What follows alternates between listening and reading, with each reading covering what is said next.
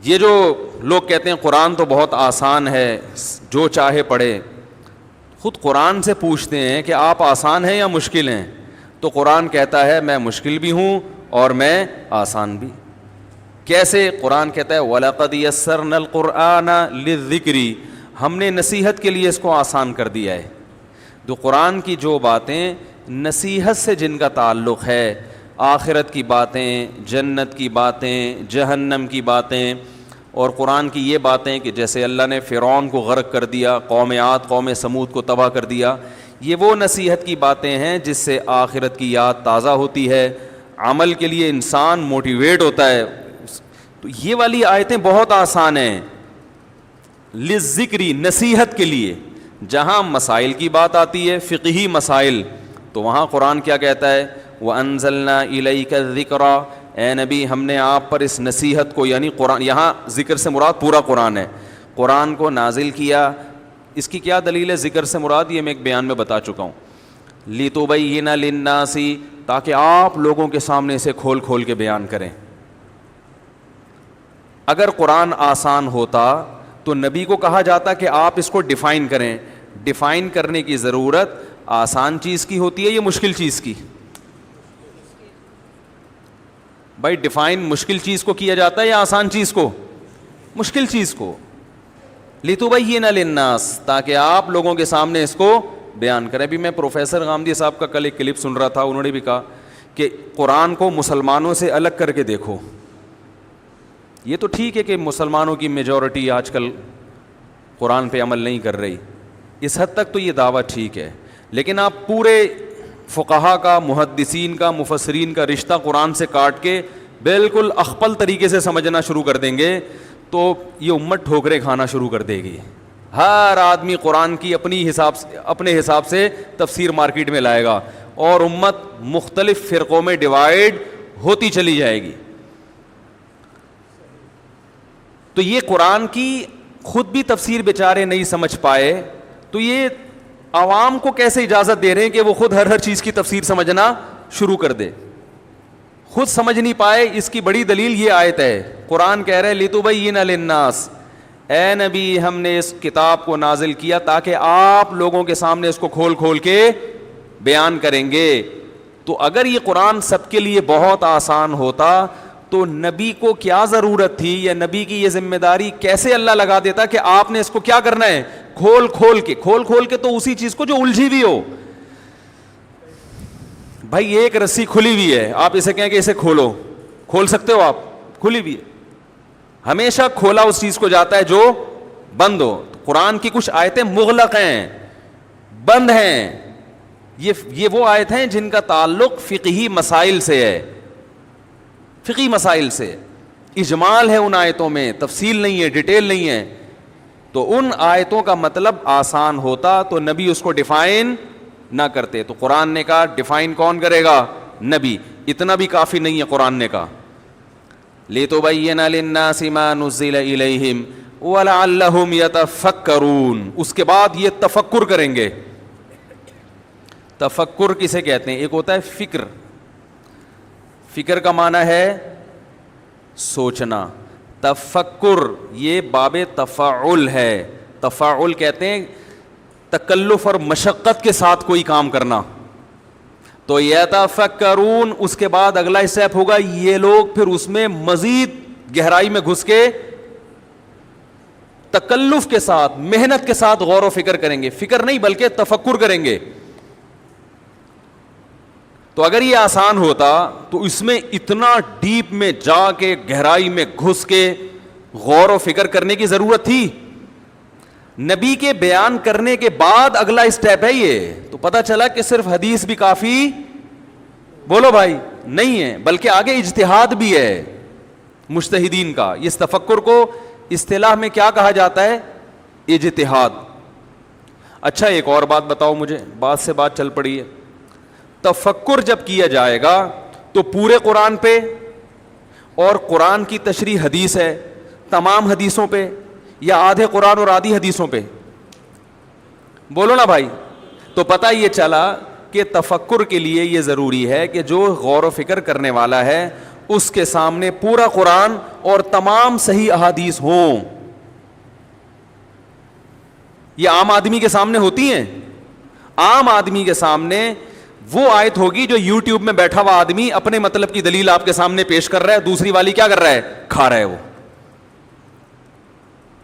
کیونکہ عام آدمی ایک آدمی کا کلپ سنتا ہے, دوسرے کا کلپ اس تک پہنچا ہی نہیں ہوتا, اور وہ اسی کو بیٹھ کے عقل کل سمجھتا ہے. تو غور و فکر اور تفکر کے لیے ضروری ہے کہ آپ کے سامنے پورا قرآن اور تمام احادیث ہوں. سمجھ رہے ہیں بات کو؟ نمبر 2, آپ میں فکر کی صلاحیت بھی ہو. طوطے کی طرح آیتیں رٹنا یا صرف نمبر یاد کر لینا یا احادیث کے حوالے نمبر یا ترجمے رٹ لینا, ان سے انسان میں تفکر کی صلاحیت پیدا نہیں ہوتی. کیونکہ فکر نہیں ہے, تفکر ہے. اور تفکر مفکرین کرتے ہیں جن میں اللہ نے یہ صلاحیت رکھی ہے. یہ بھی حدیث سے ثابت ہے. یہ بھی کس سے ثابت ہے جو میں دعویٰ کر رہا ہوں؟ حدیث سے. آپ صلی اللہ علیہ وسلم نے فرمایا کہ میری بات سنو تو آگے لوگوں تک پہنچا دو. کیونکہ آپ نے فرمایا رب حامل فقہ غیر فقیہ, بہت سے لوگ علم کی بات جانتے ہیں سمجھتے, ارے بولو نا یار, نہیں. کیا مطلب؟ ممکن ہے ایسے کو پہنچا دو گے جو جان بھی لے گا اور سمجھ بھی لے گا. پتہ یہ چلا میرے بھائی, کچھ لوگ حدیث کے الفاظ جانتے ہیں, لفظی ترجمہ بھی جانتے ہیں, اس کا حقیقی مفہوم کیا ہے وہ مفہوم وہ نہیں سمجھتے. جبکہ آپ کہہ رہے ہیں ہر آدمی قرآن و حدیث سمجھ سکتا ہے, نبی کیا فرما رہے ہیں ہر آدمی نہیں سمجھ سکتا. اب بتاؤ حدیث کے مطابق ان لوگوں کا دعویٰ درست ہے جو یہ کہتے ہیں ہر آدمی قرآن حدیث سمجھ سکتا ہے, یا میرا دعویٰ درست ہے؟ میں کہہ رہا ہوں ہر آدمی نہیں سمجھ سکتا. یہ حدیث سے ثابت ہے. کون سی چیزیں نہیں سمجھ سکتا؟ جو گہرے فقہی مسائل ہیں, نصیحت کی باتیں ہر آدمی سمجھ سکتا ہے, پڑوسیوں کے حقوق, آخرت کی باتیں, وہ تو احادیث میں جو فضائل کا علم جسے کہا جاتا ہے. تبلیغ والے کہتے ہیں نا علم 2 طرح کا, ایک فضائل کا اور ایک مسائل کا. تو فضائل کا علم جہاں تک ہے جس کا نصیحت سے تعلق ہے اس کے لیے فقیہ ہونا ضروری نہیں ہے. جو مسائل کا علم ہے اس کے لیے فقیہ ہونا ضروری ہے, وہ ہر آدمی کا کام نہیں ہے. تبھی تو فقہاء نے ریسرچ کی ہے اور ان کا ریسرچ میں اختلاف بھی ہوا ہے. اگر قرآن و حدیث میں مسائل کا باب اتنا آسان ہوتا تو اتنے بڑے بڑے فقہاء کا مسائل سمجھنے میں اختلاف ہوتا؟ پھر کوئی بات مشکل ہوتی ہے تو اس کو ڈیفائن کرنے میں 2 رائے ہو جاتی ہیں نا, جو آسان بات ہے اس کو ڈیفائن کرنے میں 2 رائے نہیں ہوتی. 3 بیٹے ہیں, تینوں کو میں نے کہا کہ 3 بچوں فار ایگزامپل میں نے کہا کہ جاؤ پانی لے کر آؤ, تو وہ تینوں کا اس کی شرح میں اختلاف ہوگا کہ ابا کیا کہہ رہے ہیں. لیکن میں کہتا ہوں آب خورے میں پانی ڈال کے لے آؤ, آب لے آؤ آب خورے میں ڈال کے. اب وہ لغت لے کے بیٹھے ہوئے ہوں گے, آب کا مطلب کیا اور آب خورے کا ہے بھائی, گلاس کو اصل اردو میں کیا کہتے ہیں. تو ممکن ہے ایک جگ میں ڈال کے لے آئے, ایک کہے کہ گلاس میں, ایک ڈونگے میں. یہاں اختلاف ہو سکتا ہے, اور جب یہ اختلاف ہوگا تو ابا ان پہ غصہ نہیں ہوگا. اس لیے غصہ نہیں ہوگا کہ ابا کہے گا میں نے لفظ ہی ایسا استعمال کیا تھا جس میں تینوں احتمالات نکل سکتے تھے, یہ اتنا مشکل لفظ استعمال کیا تھا. تو یاد رکھو رسول اللہ صلی اللہ علیہ وسلم کی بعض احادیث ایسی ہیں, بلکہ بہت ساری احادیث, کہ کوئی حدیث کبھی قرآن سے ٹکرا رہی ہوتی ہے, اس لیے کہ قرآن کے لفظ میں عموم ہوتا ہے, حدیث کیا کر رہی ہوتی ہے اس کو خاص کر رہی ہوتی ہے. قرآن میں ایک حکم بغیر قید کے ہوتا ہے, حدیث میں اس میں کوئی قید بیان ہو رہی ہوتی ہے. تو اب مجتہدین جب قرآن اور حدیث کو لیتے ہیں تو ان کے لیے فیصلہ کرنا مشکل ہو جاتا ہے کہ یہاں کون سی دلیل کو فوکس کرنا ہے اور کون سی کو رد کرنا ہے, جس کی وجہ سے ان کے درمیان کیا ہو جاتا ہے, اختلاف ہو جاتا ہے. اور آپ عوام کو اتھارٹی دے رہے ہو کہ خود بیٹھ کے کیا کریں, مسائل نکال کے مارکیٹ میں لاتی رہے. تو جو فقہا میں جب اختلاف حل نہیں ہو سکا اور ان کا آپس میں ان مسائل میں اختلاف ہوا ہے, تو یہ اس بات کی علامت ہے کہ یہ اتنے آسان مسائل نہیں ہیں جتنا آپ ان کو سمجھ رہے ہیں. باقی اس میں شریعت کی کیا حکمت ہے کہ اسلام نے بعض ایسی مشکل چیزیں رکھی جن کو ڈیفائن کرنے میں اختلاف ہوا ہے, یہ ایک الگ ٹاپک ہے کہ اس میں کیا حکمتیں ہیں, لیکن حقیقت بہرحال یہی ہے, ایسا ہوا ہے, مشاہدے کا تھوڑی انکار کیا جا سکتا ہے, اور یہ صحابہ کے دور میں بھی ہوا ہے. نبی صلی اللہ علیہ وسلم نے بنو قریظہ کی طرف لشکر بھیجا, بخاری مسلم کی حدیث ہے, فرمایا جب تک بنو قریظہ نہ پہنچ جاؤ عصر کی نماز, بولو نا یار کیا ہو گیا, عصر نہیں پڑھنی کسی نے. یہ آپ کا ایک ارشاد تھا, ایک حدیث تھی. اب کیا ہوا ہے کہ صحابہ کرام کا جب یہ لشکر چلا ہے تو راستے میں نماز قضا ہونے لگی, ان کو تاخیر ہو گئی. اب صحابہ میں اختلاف ہو گیا. بعض حضرات نے کہا کہ نبی نے جو کہا تھا کہ راستے میں نماز نہیں پڑھنی, تو نبی صلی اللہ علیہ وسلم کے علم میں یہ بات نہیں تھی کہ نماز قضا ہو جائے گی. بھائی ہم جب کسی کو کہتے ہیں بھائی مقام پہ پہنچ کے نماز پڑھو, اس لیے کہ ہمیں یقین ہوتا ہے کہ آپ وقت کے اندر اندر مقام پہ پہنچ جائیں گے. تو یہ کہا تھا, یہ ارشاد فرمایا تھا کہ مقام پہ پہنچ کے نماز پڑھو, تو یہ اس صورت میں حکم تھا کہ جب مقام پہ پہنچنا ممکن بھی ہو. اب چونکہ ممکن نہیں ہے تو نماز قضا کرنے کی اسلام میں اجازت نہیں ہے, کیوں قرآن کہہ رہا ہے حافظوا علی الصلوات والصلاۃ الوسطی, نمازوں کی حفاظت کرو, خصوصاً درمیانی نماز کی, عصر کی نماز کی تو اللہ نے خاص طور پر تاکید کی, تو ہم کیسے چھوڑ دیں؟ کیا کوئی کہہ سکتا ہے کہ ان صحابہ کا مقصد حدیث کی مخالفت؟ اب کوئی جاہل اٹھے اور حدیث کا حوالہ نمبر پیش کر دے اور ٹائم بتا دے کہ اتنے بج کے, اس زمانے میں تو حوالہ یہی ہوگا نا, اتنے بج کے اتنے منٹ میں نبی نے یہ فرمایا ہے کہ جب تک بنو قریظہ نہ پہنچ جاؤ عصر کی نماز نہ پڑھنا, اور تم پڑھ رہے ہو لہذا تم گمراہ ہو, اندھے مقلد ہو, حدیث حوالے کے ساتھ پوری سند کے ساتھ پیش کر رہا ہوں لیکن آپ اس کو فالو نہیں کر رہے, تم اپنے جو ہے نا دکانیں کھول کے بیٹھے ہوئے ہو, صحیح ہے نا, اور یہ 15ویں صدی کے مولوی ہیں, یہ یوں ہیں, اس طرح کے تانے دینا کوئی شروع کر دے تو یہ جہالت کی بات ہوگی کہ نہیں ہوگی؟ بھائی وہ اس حدیث کا انکار نہیں کر رہا, کوئی بھی انکار نہیں کرتا, وہ کہہ رہے بھائی اس کے مقابلے میں دوسرے دلائل کیا ہیں, وہ زیادہ مضبوط ہیں, اور وہ اس حدیث میں تعویل کر رہا ہے, تعویل دوسرے دلائل کی وجہ سے کر رہا ہے, نبی کے قول کی مخالفت کی وجہ سے نہیں کر رہا. آج آپ کوئی بھی بخاری کی حدیث پیش کر دیں نا, آپ کہیں اس کا یہ مطلب ہے, تو لوگ کہیں گے اصل میں یہ مولویوں نے اپنی طرف سے مطلب نکالے ہوئے ہیں اپنی دکانیں چمکانے کے لیے. یہ کہتے ہیں کہ نہیں کہتے؟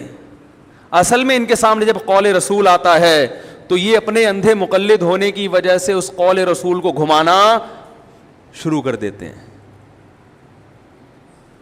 تو یہ جہالت کی بات ہے. تو نبی صلی اللہ علیہ وسلم نے جو فرمایا, تو بعض صحابہ نے کہا کہ ہم نماز یہیں پڑھیں گے, اور بعض نے قول رسول کے ظاہری الفاظ کو دیکھا کہ بھئی اس موقع پہ نبی کا حکم یہی ہے کہ نماز چھوڑنی ہے تو ہم نماز چھوڑیں گے. تو اب یہاں نبی صلی اللہ علیہ وسلم کے حدیث کو ڈیفائن کرنا صحابہ کے لیے آسان تھا یا مشکل تھا؟ مشکل تھا, تبھی تو اختلاف ہوا. اگر قرآن و حدیث آسان, ہر جگہ آسان ہوتا تو صحابہ میں یہاں دو رائے کیوں بنتی؟ وہ کہتے ہیں یہ تو بہت آسان ہے, اس کا تو یہی مطلب ہے, اس کے علاوہ کوئی مطلب ہی نہیں ہے. پتہ ہی چلا بھائی اختلاف ہونا اس کی علامت ہے کہ آسان نہیں ہے. اہل حق میں اگر اختلاف ہو, ہاں جو جاہل لوگ ہیں یا جو شہوت پرست لوگ ہیں وہ اختلاف کرتے ہیں خواہشات کی بنیاد. اہل حق میں اگر اختلاف ہو رہا ہے تو یہ اختلاف ہونا اس کی علامت ہے کہ اس حدیث کا مطلب اتنا آسان نہیں ہے جتنا کوئی پلمبر بیٹھ کے بتا رہا ہے آپ کو. اتنا آسان نہیں ہے. آپ نے یک طرفہ دلیل سنی ہے اور آپ تمام فقہا سے بدگمان ہو رہے ہیں. تو دوسرا فریق تھا, اس نے کہا نہیں ہم پڑھیں گے. جب یہ لشکر واپس پہنچا ہے تو آپ صلی اللہ علیہ وسلم نے نہ تو نماز پڑھنے والوں کی مخالفت کی, ان کو برا کہا, اور نہ نماز چھوڑنے والوں. کیوں؟ آپ صلی اللہ علیہ وسلم یہ بات جانتے تھے کہ میری جو ورڈنگ ہے, میرے جو الفاظ ہیں, اس سے دونوں مطلب نکالے جا سکتے ہیں, لہذا میں کسی کو ملامت نہیں کر سکتا. ہائے ہائے کاش یہ بات سمجھ میں آ جائے. تو اس سے پتہ چلا بہت سی احادیث ایسی ہیں جن سے دو متضاد مطلب نکل سکتے ہیں. ایک مطلب کی طرف امام ابو حنیفہ چلے جاتے ہیں, دوسرے مطلب کی طرف امام شافعی چلے جاتے ہیں. تو اب اس میں امت کی خیر خواہی اسی میں ہے، دونوں مطلب کو صحیح مان کر کسی ایک مطلب کو فالو کرنا شروع کر دے. اور اگر وہ یوٹیوب پہ کلپ بنا کے بولے یہ والا مطلب قرآن و حدیث کی روشنی میں صحیح ہے چونکہ یہ میری رائے ہے، باقی اندھی تقلید ہے، تو وہ امت میں فرقہ واریت پھیلا رہا ہے، وہ امت میں فتنہ پھیلا رہا ہے. لیبل یہ لگا رہا ہے کہ میں لوگوں کو قرآن و سنت پہ جمع کر رہا ہوں، لیکن نہ عملی طور پر لوگ قرآن و سنت پہ جمع ہو رہے ہیں.